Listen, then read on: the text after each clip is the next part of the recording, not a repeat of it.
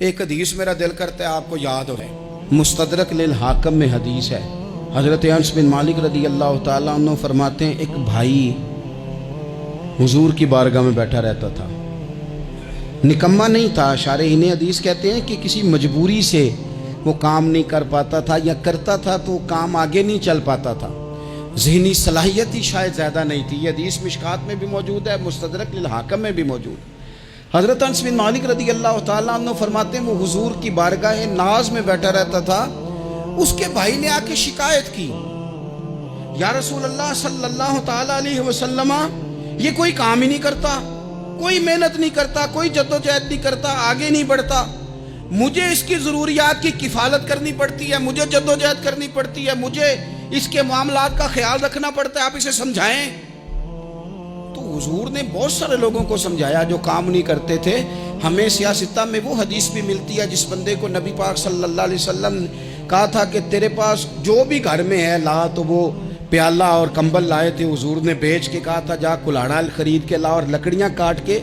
تو بیچ کے اپنا اور اپنے گھر والوں کا پیٹ پال۔ یہ ساری باتیں اپنی جگہ پر یہاں نبی پاک نے ایک روحانی مسئلے کا حل بھی بتایا۔ اللہ کے محبوب علیہ السلام سے عرض کی حضور یہ یہیں بیٹھا رہتا ہے اور سارے ہی کام مجھے کرنے پڑتے ہیں۔ تو حضور نے نظر مبارک اٹھا کے بھائی کی جانب دیکھا جو بھائی کا شکوہ کر رہا تھا، تو کریم محبوب فرمانے لگے ہو سکتا ہے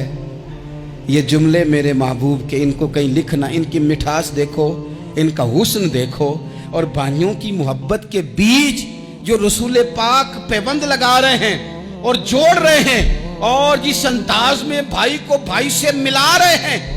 اس لہجے کے حسن کی مٹھاس کو بھی ذرا چکھ کے دیکھو۔ حضور فرمانے لگے ہو سکتا ہے رب تمہیں جو رزق دے رہا ہے وہ اسی بھائی کی وجہ سے دے رہا ہے۔ بھائی بھائیاں دے ویری ہوندے تے بھائی ہی بھائیاں دیاں باواں، او بھائی ہو سکتا ہے اس کی وجہ سے تجھے مل رہا ہو، اس کی وجہ سے۔ وہ دروازے نہ بند کریں جن دروازوں کی برکت سے روزی آتی ہے، کبھی بھی وہ کام نہ کریں جن کاموں کی اگر آپ کو کل تک برکت تھی، کل تک کام ٹھیک چل رہا تھا، کل تک نظام بہتر تھا، اور آج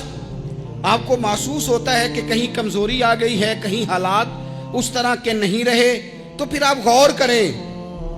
کہیں ایسا تو نہیں کسی غریب کا آپ کے گھر سے رزق جاتا تھا اور آپ نے بند کر دیا، کسی کی مدد ہوتی تھی آپ نے بند کر دی، کسی کے ساتھ شفقت ہوتی تھی آپ نے بند کر دی،